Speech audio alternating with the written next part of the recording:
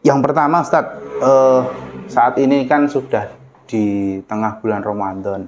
Ada, kalau di masyarakat itu ada yang namanya pengajian nuzulul Quran. Sebenarnya nuzulul Quran itu apa sih, Ustadz?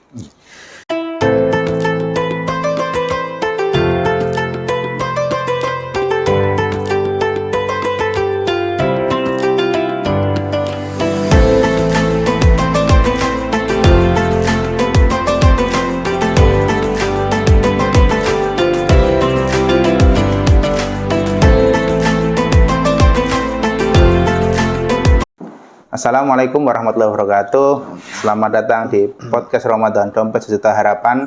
Insya Allah pada podcast ini kita akan membahas hal-hal berkaitan dengan agama Islam di bulan Ramadan. Saat ini alhamdulillah kita telah bersama beliau Ustadz Marianto.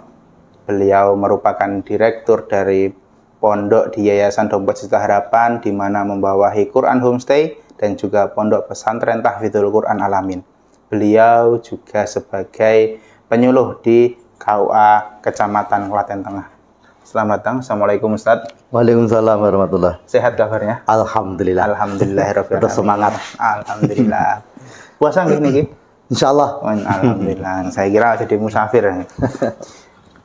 Alhamdulillah. Insyaallah kita akan membahas berkaitan dengan kegiatan-kegiatan yang ada di tengah Ramadan hingga akhir, Ustaz. Ada beberapa hal yang ingin saya tanyakan sehingga nanti mungkin bisa pendengar atau pemirsa juga bisa mengetahuinya. Yang pertama, Ustaz, saat ini kan sudah di tengah bulan Ramadan. Ada, kalau di masyarakat itu ada yang namanya pengajian nuzulul Quran. Sebenarnya nuzulul Quran itu apa sih, Tad? Sebelumnya assalamualaikum warahmatullahi wabarakatuh. Alhamdulillahirabbil alamin anzala sakinata fi qulubil mu'minin liyazdadu imanan ma'a imanihim. Asyhadu alla ilaha illallah al-malikul haqqul mubin wa asyhadu anna Muhammadan abduhu wa rasuluh shadiqul wa'dul amin. Allahumma shalli wa sallim wa barik ala sayyidina Muhammadin wa ala alihi wa sahbihi ajmain, amma ba'du. Alhamdulillah, segala puji bagi Allah yang telah mengaruniakan kenikmatannya kepada kita. Salawat serta salam semoga tercurah terlimpah kepada uswah dan qudwah kita Rasulullah Muhammad sallallahu alaihi wasallam.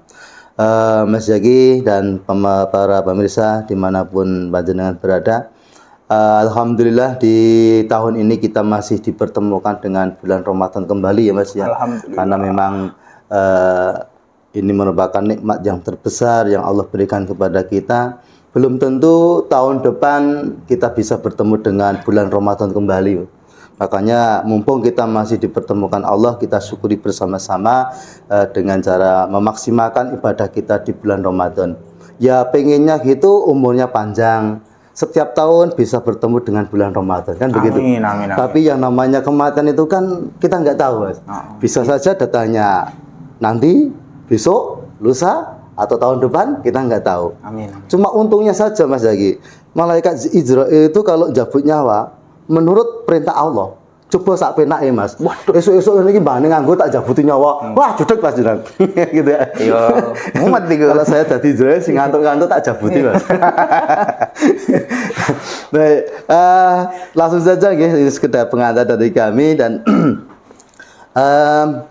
memang salah satu amaliyah yang sangat dianjurkan di bulan Ramadan ini adalah tilawatil Quran. Dan sebagian besar di masyarakat masih berjalan kegiatan-kegiatan yang berkenaan dengan Al-Quran. Salah satunya yaitu pengajian nuzul Quran ataupun tadarus bersama, khataman dan lain-lain sebagainya. Mas Zaki dan para pemirsa yang dirahmati Allah, Al-Quran ini dari mulai turunnya saja sudah istimewa luar biasa. Jadi ada beberapa tahapan Allah menurunkan Al-Quran. Memang terjadi dua perbedaan pendapat di kalangan para ulama terkait dengan tahapan Allah menurunkan Al-Quran. Ada yang berpendapat 2 kali, ada yang berpendapat 3 kali. Jadi kalau saya lebih merujuk ke pendapat para mayoritas para ulama, Allah menurunkan Al-Quran itu yang pertama dari Allah turun disimpan di Lauhul Mahfuz. Dan ini langsung utuh gitu. Nah, bagaimana prosesnya? Kemudian caranya bagaimana? Walau alam. Kita nggak tahu karena tidak ada keterangan yang secara rinci disampaikan dalam hadis. Ini hanya sebatas untuk pengetahuan kita saja. Kemudian dari Lauhul Mahfuz Allah turunkan ke Baitul Izzah atau As-Sama'ud Dunya atau langit yang terdekat dengan dunia. Nah, ini langsung blek 30 juz. Utuh dari mulai Al-Fatihah sampai Anas. Kemudian tahap ketiga dari Baitul Izzah Allah turunkan kepada Rasulullah secara mufaraqon, terpisah-pisah atau bertahap. Nah, gampangnya begitu. Nah, inilah proses turun Al-Quran ini yang orang sebut dengan nuzulul Quran. Jadi kalau dari bawah ke atas itu saat naik gitu. Tapi kalau dari atas ke bawah itu turun atau sering disebut dengan nuzul. Nah, maka proses turunnya inilah yang sering disebut dengan nuzulul Quran. Lalu kemudian yang Lailatul Qadar yang mana? Nah, nanti lain lagi. Nah, jadi kira-kira seperti itu Mas Zaki. Kalau sedikit kita belajar tentang bagaimana proses turunnya Al-Quran dibandingkan dengan kitab-kitab samawi yang lain, memang berbeda. Jadi kalau Injil, Zabur, Taurat, Suhuf Ibrahim itu turun langsung blek gitu. Maka hanya sesuai dengan konteks zaman itu begitu. Jadi misalkan Nabi Isa Allah berikan kitab suci Injil. Wahai Isa, misal dengan bahasa kita yang paling gampang ini Injil. Nah, ketika umat itu bertanya, wahai Nabi Isa, ini ada masalah seperti ini, bagaimana penyelesaiannya? Oh, sebentar, saya bukakan dulu. Begitu. Oh, penyelesaiannya seperti ini. Begitupun Nabi Daud dan seterusnya. Jadi, oleh karenanya mereka atau kitab itu hanya sesuai dengan zaman di saat itu. Tapi beda dengan Al-Quran. Al-Quran itu diturunkan secara terpisah-pisah, secara berangsur-angsur, bahkan biasanya diawali dengan asbabun nuzul, sebab-sebab turunnya. Meskipun tidak semua ayat dalam Al-Quran itu ada asbabun nuzulnya. Namun ketika kita mengetahui bahwa ada ayat-ayat yang berlatar belakang sebab-sebab turunnya, maka hikmahnya kita akan lebih bisa memahami. Oh, ternyata begini ceritanya. Nah, ini agar kita bisa paham, bisa menikmati bacaan Al-Quran kalau kita mengetahui tentang asbabun nuzulnya. Baik, kira-kira seperti itu, Mas Hagi. Berarti yang dimaksud peringatan nuzul Quran yang mungkin biasanya dilaksanakan di tanggal 17 Ramadan sih, seingat saya, itu proses dari Lauhul Mahfuz ke apa tadi yang langit paling dekat itu, atau Baitul Izzah. Baitul Izzah, dari Lauhul Mahfuz ke Baitul Izzahnya itu. Iya. Atau dari Allah ke Lauhul Mahfuznya itu yang. Jadi begini, pada suatu hari Asma bin Athaillah binti Aswa itu bertanya kepada Ibnu Abbas. Wahai Ibnu Abbas, saya itu bingung ketika membaca Quran. Kemudian Ibnu Abbas bertanya, apa yang dibingungkan? Allah menyampaikan bahwa dalam satu ayat Allah berfirman, Inna anzalnahu fi lailatul qadr. Sesungguhnya telah kami turunkan ia Al-Quran dalam satu malam yang penuh dengan kemuliaan. Dalam surat yang lain Allah berfirman, Inna anzalnahu fi lailatul mubarakah. Sesungguhnya telah kami turunkan ia Al-Quran ini dalam satu malam yang penuh dengan keberkahan. Kemudian Asma melanjutkan, setahu saya Al-Quran itu diturunkan tidak hanya satu malam. Jadi kadang pagi turun, siang turun, sore turun, malam juga turun, dan tidak hanya satu kali. Ramadan turun, Rajab turun, Sya'ban turun. Bahkan selama 23 tahun Rasulullah mengemban risalah, Al-Quran turun tanpa henti. Tapi kok Allah menyampaikan, Allah menurunkan Al-Quran itu dalam satu malam. ini maksudnya bagaimana gitu ya. Kemudian Ibnu Abbas menjawab, oh, yang dimaksud Allah menurunkan Al-Qur'an itu dalam satu malam, yaitu dari Lauhul Mahfuz ke Baitul Izzah. Jadi kalau Allah kemudian turun ke Lauhul Mahfuz tadi kan saya sampaikan tidak ada yang tahu walau alam biswab bagaimana proses dan seterusnya tadi. Tapi kemudian dari Lauhul Mahfuz turun ke Baitul Izzah itu Allah pilih dalam satu malam yang di situ mengandung kemuliaan yang luar biasa. Nah, maka proses turun Al-Qur'an ini jadi kalau dari Baitul Izzah atau langit pertama dunia ke Rasulullah itu dikatakan bahwa malam Lailatul Qadar di situ kan nggak mungkin. Bahkan Al-Qur'an turun terus bertahap bertahap begitu. Maka kemudian Asma tadi menjawab, oh kalau begitu mudah dipahami.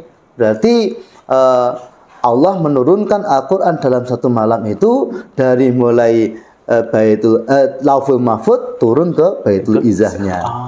Iya. Terima kasih Ustaz, luar biasa pemahamannya jadi lebih komplit. Soalnya saya ya ikut pengajian nuzul Quran, tapi kadang juga mikir, lah kan Rasulullah itu dapatnya juga ada asbabun nuzul dan lain-lain. Bahkan yang terakhir ketika Haji Wada itu juga surat Al-Maidah kan. Kalau terkait dengan perbedaan tanggal saja. Jadi memang Al-Qur'an itu kan diturunkan diawali dari surat Al-Iqra. Apa ya? Sering disebut apa itu? Al-Alaq atau Iqra bismi rabbikal ladzi khalaq. Surat Iqra juga bisa gitu.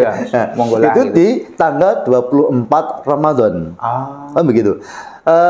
Sedangkan orang yang berpendapat bahwa Al-Qur'an itu diturunkan di tanggal 15 atau tanggal 17 Ramadan itu karena mengambil riwayat dari pertempuran Badar yang terjadi saat itu. Rasulullah pernah menyampaikan Al-Qur'an itu turun di saat seperti ini, artinya di saat pertempuran antara hak dan batil. Nah, pertempuran Badar itu terjadi di antara tanggal 15 hingga 17 Ramadan. Maka kemudian karena sebagian ulama berpendapat kemudian menyimpulkan bahwa di saat itu terjadi pertempuran antara hak dan batil, dan Al-Qur'an ini adalah sebagai pembeda antara hak dan yang batil, maka mereka berpendapat bahwa Al-Qur'an itu diturunkan di tanggal 15 atau di tanggal 17 Ramadan. Jadi masing-masing punya dasar. Jadi walau alam bisawab begitu ya. Baik. Kita dapat penjelasan yang luar biasa pemirsa. Harapannya ini tidak menyurutkan kita, justru meningkatkan semangat kita untuk terus memperbanyak membaca Al-Qur'an, dan juga ada kegiatan-kegiatan nuzulul Quran juga diramaikan. Jangan dulu ada yang juga nggak suka dengan nuzulul Quran itu, itu. Semoga janganlah gitu. Orang-orang punya perbedaan itu biasa Mas. Perbedaan pendapat, perbedaan sudut pandang dan lain sebagainya. Namun kita mencoba untuk bijaksana di masyarakat, lana a'maluna walakum a'malukum, kan begitu. Jadi ketika kita sudah meyakini sesuatu, ya udah silakan. Kamu meyakini begitu silakan. Kita saling menghormati begitu. Saling menghormati, dan selama itu kegiatannya juga bermanfaat, insya Allah juga baik bagi masyarakat. Selama tidak ada tambahan ritual-ritual yang memang menjerumuskan kepada kesyirikan, itu saya kira tidak masalah. Pengajian nuzul Quran atau apa sajalah yang segera bisa menjaga keimanan kita, kan begitu. Berarti begitu, jangan pakai biduan kalau masalah pengajian malam nuzul Quran, begitu ya. Baik, terima kasih Ustaz Marianto. Pemahaman terkait dengan nuzul Quran luar biasa. Insya Allah ini menjadi pemahaman baru bagi kita, atau mungkin yang sudah pada tahu juga, pemirsa sudah pada mungkin juga sudah banyak seperti itu. Kalau dari saya pribadi memang ini pemahaman baru terkait dengan nuzul Quran itu sendiri. Begitu, kita akan sambung lagi ke episode selanjutnya. Ustaz Marianto, selanjutnya saya ingin bertanya terkait dengan zakat fitrah. Ini kan sudah masuk di akhir-akhir bulan Ramadan, banyak ajakan gitu ya. Termasuk dari DSA itu juga ada ajakan untuk membayar fitrah, membayar zakat fitrah. Nah, sebenarnya zakat fitrah itu secara pengertian itu apa toh? Dan siapa sih yang wajib bayar? Apakah semua orang wajib bayar atau ada batasan-batasannya gitu atau ya apalah?